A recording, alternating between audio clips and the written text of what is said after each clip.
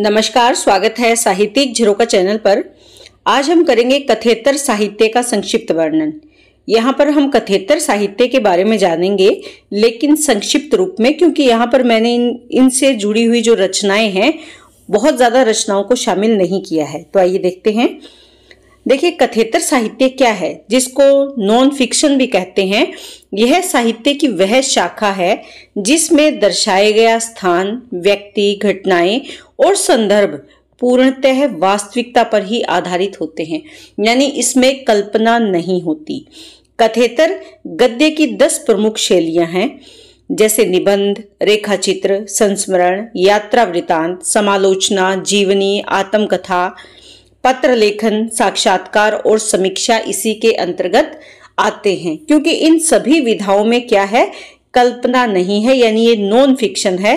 तो ये कौन सा साहित्य, जो कथा से परे का साहित्य है, कथा से इतर, यानी जिसमें कल्पना नहीं है, कहानी नहीं है, क्या है, जीवन की वास्तविक घटनाओं को यहाँ पर आधार बनाया गया है। तो इसमें सबसे पहले अगर हम देखें आत्मकथा के बारे में, तो आत्मकथा क्या है, अंग्रेजी भाषा का जो शब्द है ऑटोबायोग्राफी को हिंदी में क्या कहते हैं, आत्मकथा का पर्याय माना गया है। यहाँ बायोग्राफी में बायोस और ग्राफिया शब्दों का प्रयोग है, जिसका अर्थ क्या है, जीवन और लिखना। तो वो क्या है, आत्मकथा, यानी ऑटोबायोग्राफी, किसकी, अपने जीवन के बारे में लिखना।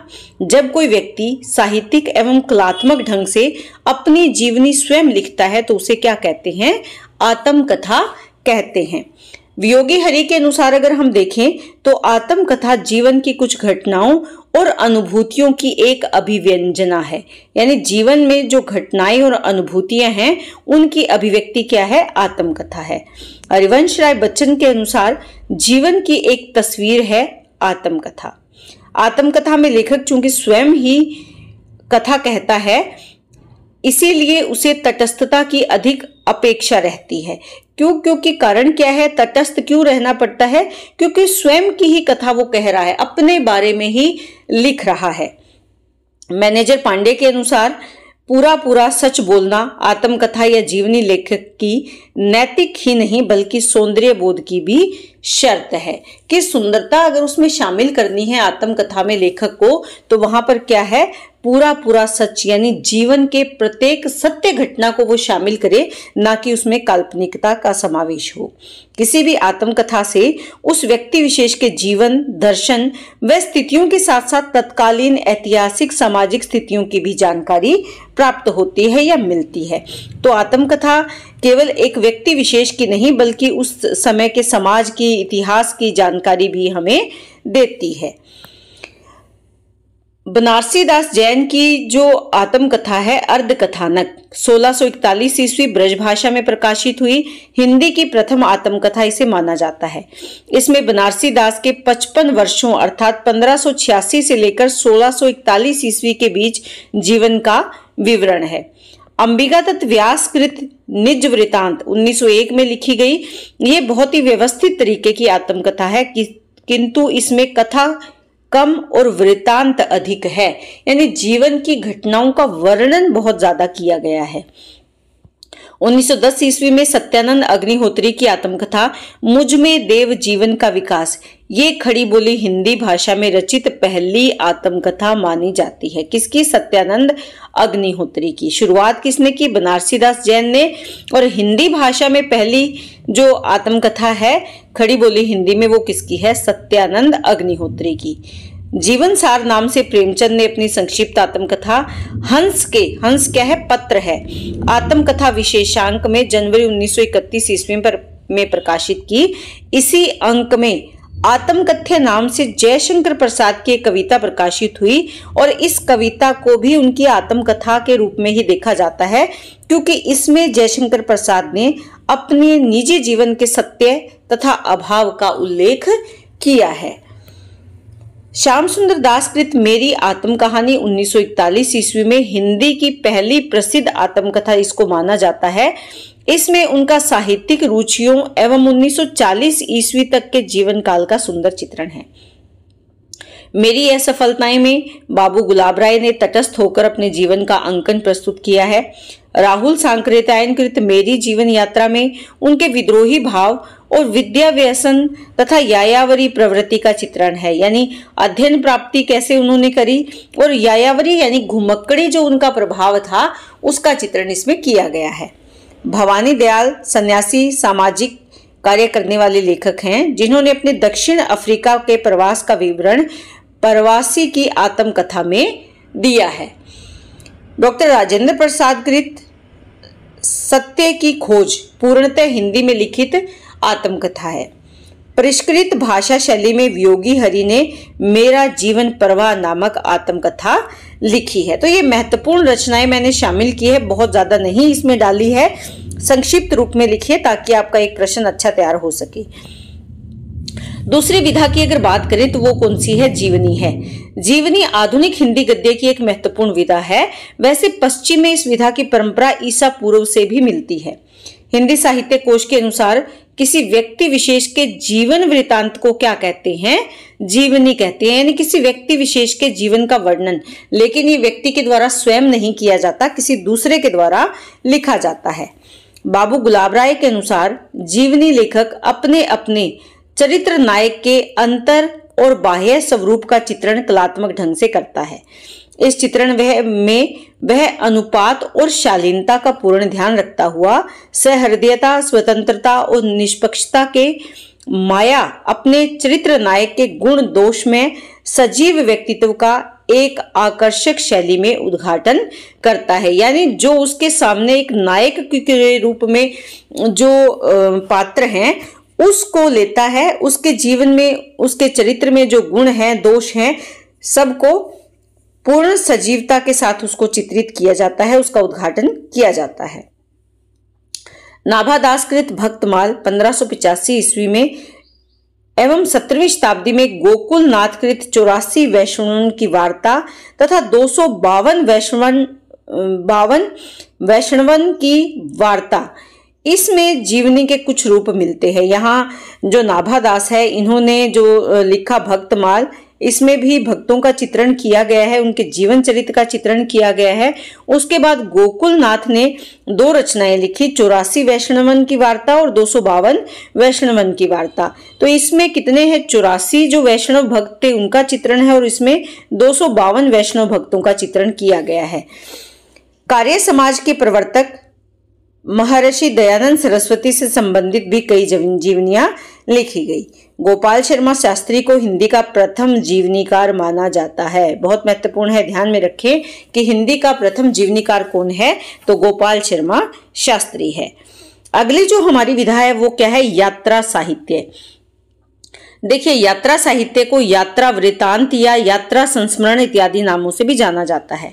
यात्रा साहित्य में एक लेखक केवल अपनी यात्रा के वृतांत ही प्रस्तुत नहीं करता, बल्कि उस यात्रा से संबंधित जो भौगोलिक क्षेत्र का सामाजिक, मनोवैज्ञानिक, कलागत, राजनीतिक, ऐतिहासिक एवं साहित्यिक सांस्कृतिक विश्लेषण भी प्रस्तुत करता है। कहने का भाव क्या है कि वो जिस क्षेत्र की यात्रा करता है उसके रास्ते में जो भौगोलिक परिस्थितियां आती है, जैसे पेड़ पौधे, धरती, आसपास जो फसल हैं, उनका चित्रण किया जाता है। जो आसपास के गांव में सामाजिक विचारधारा उनको नजर आती है, समाज की व्यवस्था उनको दिखाई देती है, और मनोवैज्ञानिक यानी मानसिकता पर जो वो अनुभव करते हैं, लोगों से बातचीत के आधार पर जो अनुभव करते हैं, कलागत यानी जो परंपराएं, रीति रिवाज वो देखते हैं, राजनीतिक तौर पर वो कितना प्रभावित है, ऐतिहासिक तौर पर वो किस तरह से प्रभाव छोड़ रहा है, और इसके साथ साथ साहित्य के क्षेत्र में और सांस्कृतिक सभी प्रकार के विचारों को इसमें वो शामिल करता है। हिंदी के यात्रा वृतांत की परंपरा का सूत्रपात कहाँ से माना जाता है? भारतेंदु से माना जाता है। उन्होंने सरयू पार की यात्रा, लखनऊ की यात्रा, मेहंदावल की यात्रा इत्यादि शीर्षकों से अपने यात्रा वृतांत लिखे हैं। उसके बाद हिंदी प्रदीप के मार्च 1894 के अंक में, ये समाचार पत्र है प्रदीप, तो इस प्रदीप के जो मार्च में 1894 में इसका अंक प्रकाशित हुआ था, उसमें बाल कृष्ण भट्ट की गया यात्रा एवं नवंबर 1897 ईस्वी के अंक में प्रताप नारायण मिश्र की विलायत यात्रा भी प्रकाशित हुई। तो ये उनके यात्रा साहित्य को प्रकाशित किया गया। किसमें किया गया? हिंदी प्रदीप में दोनों ही रचनाकारों ने अपनी रचना को प्रकाशित करवाया। आधुनिक हिंदी साहित्य में देखें तो राहुल सांकृत्यायन, नागार्जुन और अज्ञे, इन तीनों को घुमक्कड़ वृहत्रयी कहा जाता है।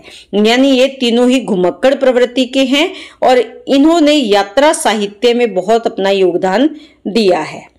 राहुल सांकृत्यायन ने घुमक्कड़ी को धर्म की संज्ञा देते हुए घुमक्कड़ शास्त्र नामक एक पुस्तक में लिखा है कि मेरी समझ में दुनिया की सर्वश्रेष्ठ वस्तु है घुमक्कड़ी। घुमक्कड़ से बढ़कर व्यक्ति और समाज के लिए कोई हितकारी नहीं हो सकता। मनुष्य यथावर वृक्ष नहीं है, वह जंगम प्राणी है। चलना मनुष्य का धर्म है, जिसने इसे छोड़ा वह मनुष्य होने का अधिकारी नहीं है। कौन सी रचना में लिखा है? जो इनकी रचना है घुमक्कड़ शास्त्र। इसमें घूमने के नियम की, एक घुमक्कड़ व्यक्ति को किस प्रकार से घूमने के लिए निकल जाना चाहिए, उनके बारे में वर्णन किया है। तो इसमें ये कहते हैं कि मनुष्य का धर्म क्या है? चलना, और जिसने चलना छोड़ दिया, घूमना छोड़ दिया, वो मनुष्य होने का अधिकारी नहीं है। महापंडित राहुल सांकृत्यायन की अगर बात करें तो इन्होंने यात्रा साहित्य को उसके शीर्ष पर पहुंचाने का कार्य किया है। उन्हें हिंदी का पहला सबसे बड़ा यायावर माना जाता है। यानी घुमक्कड़ प्रवृत्ति का जो लेखक है वो कौन है? राहुल सांकृत्यायन जी हैं। उसके बाद बात करते हैं संस्मरण विधा की। देखिए, संस्मरण का मूल अर्थ क्या है? सम्यक स्मृति, यानी याद करना, पूर्णतः याद करके किसी चीज को, किसी घटना को लिखना। एक ऐसी स्मृति जो वर्तमान को अधिक सार्थक, समृद्ध और संवेदनशील बनाती है। हम अपनी पुरानी बात को याद करते हैं और उसके आधार पर वर्तमान में कोई रचना लिखते हैं। डॉक्टर रामचंद्र तिवारी के शब्दों में अगर देखें तो संस्मरण किसी स्मर्यमाण की स्मृति का शब्दांकन है। स्मर्यमाण के जीवन के वे पहलू जो संदर्भ और वे चारित्रिक वैशिष्ट्य जो स्मरणकर्ता को समृद्ध रह जाते हैं, यानी याद रह जाते हैं। स्मरणकर्ता जो याद करने वाला है वो अपने उन बीते हुए पलों को जब याद करता है, वो उसके मस्तिष्क में वो याद उसके पटल पर अंकित है, उन्हें वो शब्दांकित करता है, यानी शब्दों का रूप दे देता है। स्मरण वही रह जाता है जो महत्व है, विशिष्ट है, विचित्र है और प्रिय है।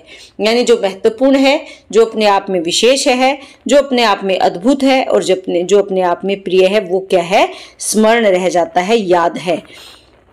स्मर्यमाण को अंकित करते हुए लेखक स्वयं भी अंकित होता चला जाता है। यानी जो बीती हुई बातें हैं उनको जब लेखक लिखता है तो वो स्वयं भी उसके साथ साथ अपने भावों को लिखता चला जाता है। देखिए, आप सबने पढ़ा होगा, महादेवी वर्मा की रचना है गिल्लू।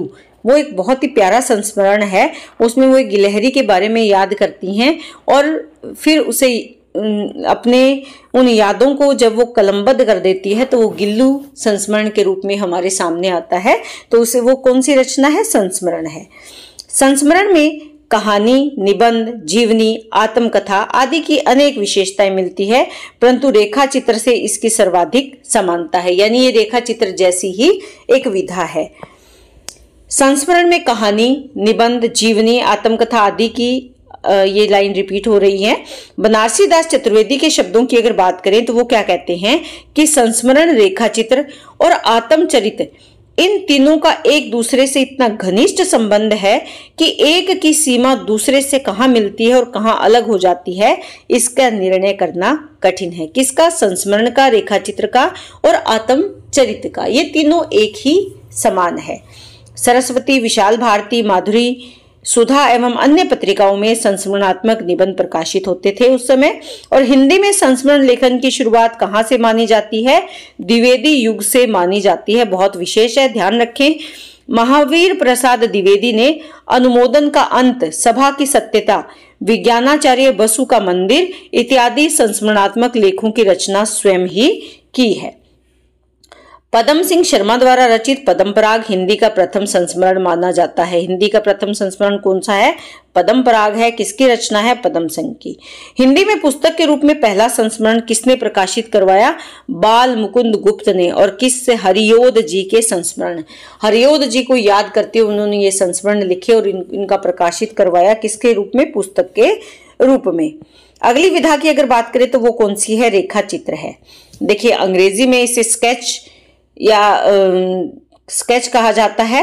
अंग्रेजी में इसे स्केच और हिंदी में क्या है? ये रेखा चित्र है। तो ये स्केच शब्द का हिंदी पर्याय क्या है? रेखा चित्र है।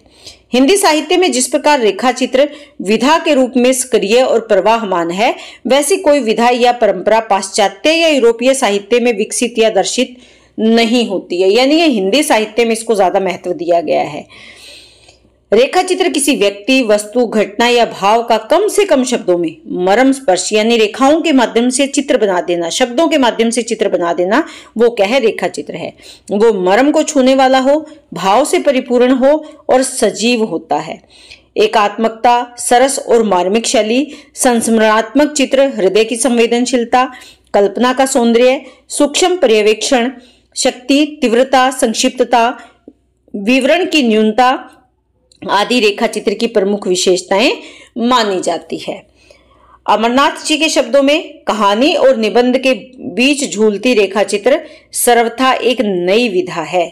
इसकी सफलता शब्दों और वाक्यों के कुशल संगुफन में, यानी एक दूसरे से गुथे हुए हैं शब्द और वाक्य, उन पर निर्भर करती है। स्केच की तरह रेखा चित्र में भी कम से कम शब्दों में कलात्मक ढंग से किसी वस्तु, व्यक्ति या दृश्य का अंकन किया जाता है। इसमें साधन शब्द होते हैं, रेखाएं नहीं, इसीलिए इसे शब्द चित्र भी कहते हैं। जैसे स्केच बनाते हैं किसी का, स्केच का मतलब क्या है? रेखाओं से किसी का चित्र बना देना, वो क्या है? स्केच है। यहाँ पर शब्दों से भावों को चित्रित कर देना क्या है? रेखा चित्र है। अगली जो विधा है वो क्या है? रिपोर्टाज। रिपोर्ट भी हम इसे कहते हैं, रिपोर्ट का समानार्थी शब्द है रिपोर्टाज। रिपोर्ट के कलात्मक और साहित्यिक रूप को हम क्या कहते हैं? रिपोर्टाज। अर्थात रिपोर्टाज ऐसी रिपोर्ट है जिसमें साहित्यिकता और कलात्मकता का समावेश हो। इसका जन्मदाता रूसी साहित्यकार इलिया एहरेनबर्ग को माना जाता है। कौन है? एहरेनबर्ग है। विधा के रूप में रिपोर्टाज का विकास कब हुआ? द्वितीय विश्व युद्ध के दौरान हुआ। द्वितीय विश्व युद्ध के समय साहित्यकारों ने युद्ध क्षेत्रों से युद्ध की विभीषिका और त्रासदी का ऐसा जीवंत वर्णन किया कि पूर्व प्रचलित रिपोर्ट की विधागत सीमाओं को तोड़कर रिपोर्टाज नामक एक साहित्यिक विधा का जन्म हो गया। जैसे हम रिपोर्ट लिखते हैं किसी घटना की, तो वो क्या है? रिपोर्टाज के रूप में प्रसिद्ध विधा बन गई। बाबू गुलाब राय के अनुसार रिपोर्ट की भांति यह घटना या घटनाओं का वर्णन तो अवश्य होता है, किंतु उसमें लेखक के हृदय का निजी उत्साह रहता है, जो वस्तुगत सत्य पर बिना किसी प्रकार का आवरण डाले उसे प्रवाह में बना देता है। यानी जो घटना घटित हुई है उसके सत्य रूप में उसको उजागर करना ही क्या है? रिपोर्टाज है। हिंदी में रिपोर्टाज की व्यवस्थित शुरुआत किसने की थी? शिवदान सिंह चौहान ने की। और किस कृति से की? लक्ष्मीपुरा से। यह रिपोर्टाज रूपाब जो पत्रिका थी उस समय, उसमें दिसंबर 1938 ईस्वी के अंक में प्रकाशित हुआ था। कौन सी रचना? लक्ष्मीपुरा। किसकी रचना है? शिवदान सिंह चौहान की रचना है। अगली जो हमारी विधा है वो क्या है? डायरी लेखन। देखिए, जब कोई व्यक्ति तिथियों का उल्लेख करते हुए घटनाओं को उसी क्रम में लिपिबद्ध करता है जिस क्रम से उसके जीवन में घटित हुई है, या जिस क्रम से उसने उन्हें अपने जीवन काल में देखा, सुना अथवा सोचा समझा है, तब डायरी विधा का जन्म होता है। विधा के रूप में डायरी आत्मकथा के एकदम निकट पड़ने वाली साहित्यिक विधा है। डायरी लेखक के व्यक्तित्व प्रकाशन का सर्वाधिक प्रमाणिक माध्यम है, क्योंकि प्राय डायरी अपने निजी विचारों, भावों तथा घटनाओं एवं स्थितियों को उसी जीवंतता और वास्तविकता के साथ दर्ज करने के लिए लिखी गई होती है जिसमें वो घटित हुई होते हैं, न कि पुस्तक प्रकाशन के उद्देश्य से। जो डायरी है वो किस रूप में लिखी जाती है? केवल अपने विचारों की अभिव्यक्ति के लिए लिखी जाती है, ना कि किसी पुस्तक के प्रकाशन के लिए। यानी उसको पुस्तक रूप में प्रकाशित करवाना उनका उद्देश्य नहीं है, बल्कि अपने भावों को, जो उनके दैनिक जीवन में घटनाएं घटित हो रही है, उनको डायरी के रूप में लिख दिया जाता है। हिंदी साहित्य में डायरी विधा का प्रवर्तन श्री राम शर्माकृत सेवाग्राम की डायरी से माना जाता है।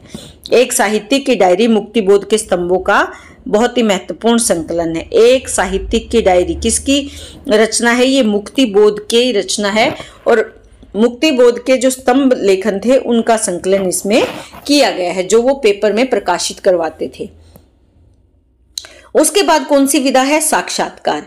पत्र पत्रिकाओं के माध्यम से भेंट वार्ता विधा का शुभारंभ हुआ।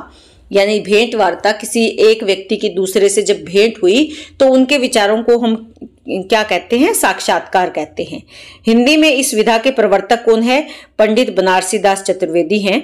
इनकी पत्रिका विशाल भारत में पहला साक्षात्कार रत्नाकर जी से बातचीत कब? सितंबर 1931 ईस्वी। और दूसरा साक्षात्कार कौन सा है? प्रेमचंद जी के साथ 2 दिन, जनवरी 1932 में प्रकाशित हुआ। डॉक्टर पदम सिंह कृत मैं इनसे मिला, ये साक्षात्कार विधा से संबंधित एक उल्लेखनीय कृति है, और ये भी 2 भागों में विभाजित है। बेनी माधव कृत कवि दर्शन साक्षात्कार विधा की पहली स्वतंत्र पुस्तक है। साक्षात्कार विधा से संबंधित 2 भागों में विभाजित डॉक्टर पदम सिंह शर्मा कृत मैं इनसे मिला, ये एक उल्लेखनीय कृति है। तो ये भी आप यहाँ ध्यान में रखें कि साक्षात्कार विधा में कौन कौन से शुरुआती रचनाएं हैं, वो आप यहाँ ध्यान में रखें। उसके बाद पत्र साहित्य की अगर बात करें तो हिंदी साहित्य का प्रथम पत्र संग्रह दयानंद सरस्वती संबंधित 1904 ईस्वी में महात्मा मुंशी राम ने संकलित किया। ये पत्र किसके थे? ये पत्र दयानंद सरस्वती से संबंधित पत्र थे, और संकलन किसने किया? महात्मा मुंशी राम ने किया। लक्ष्मी शंकर व्यास ने प्राणकर जी और पत्रकारिता में प्राणकर जी एवं हिंदी के अनेक साहित्यकारों से संबंधित पत्रों का उल्लेख किया है। डॉक्टर भगवती प्रसाद सिंह ने गोपीनाथ की जीवनी में पत्रलोक नामक अध्याय जोड़ा है। तो ये आप ध्यान में रखें। अगली क्या है? समीक्षा। समीक्षा को अगर देखें तो एक साहित्यिक विधा है जिसमें किसी पुस्तक, फिल्म, नाटक, कलाकृति या किसी अन्य रचनात्मक कार्य का आलोचनात्मक मूल्यांकन किया जाता है। यानी उसकी समीक्षा की जाती है कि वो किस प्रकार का लेख है। अगली और अंतिम क्या है? आलोचना। आलोचना या समालोचना, जिसे क्रिटिसिज्म भी कहते हैं, यह किसी वस्तु, विषय की उसके लक्ष्य को ध्यान में रखते हुए उसके गुण, दोषों एवं उपयुक्तता का विवेचन करने वाली साहित्यिक विधा है। इसमें पाठ का अध्ययन किया जाता है, विश्लेषण किया जाता है, मूल्यांकन किया जाता है, और इसको अर्थ निगमन की प्रक्रिया में भी ये शामिल है। हिंदी आलोचना की शुरुआत कब से हुई? 19वीं शती के उत्तरार्ध से मानी जाती है, और ये कौन सा युग था? भारतेंदु युग से इसकी शुरुआत मानी जाती है। इसके बारे में डॉक्टर श्याम सुंदर के विचारों की अगर बात करें तो इन्होंने आलोचना की परिभाषा इन शब्दों में दी है कि यदि हम साहित्य को जीवन की व्याख्या माने तो आलोचना को उस व्याख्या की व्याख्या मानना पड़ेगा। कहने का भाव क्या है कि साहित्य क्या है? जीवन की व्याख्या। तो आलोचना क्या है? इस जीवन की व्याख्या क्या है? आलोचना है। तो यहाँ पर अगर आलोचना की बात करें तो जैसे कि इसमें बताया गया है, पाठ का अध्ययन है, विश्लेषण है, उसका मूल्यांकन करना, और ये सब क्या है? आलोचना साहित्य के अंतर्गत आता है। तो उम्मीद करती हूँ कि जो ये कथेतर साहित्य से संबंधित विधाएं हैं, इसके बारे में आपको बहुत अच्छे से जानकारी मिल गई होगी, और आपका प्रश्न तैयार करने में ये आपके लिए सहायक हो, ऐसी मेरी कामना है। बहुत बहुत धन्यवाद।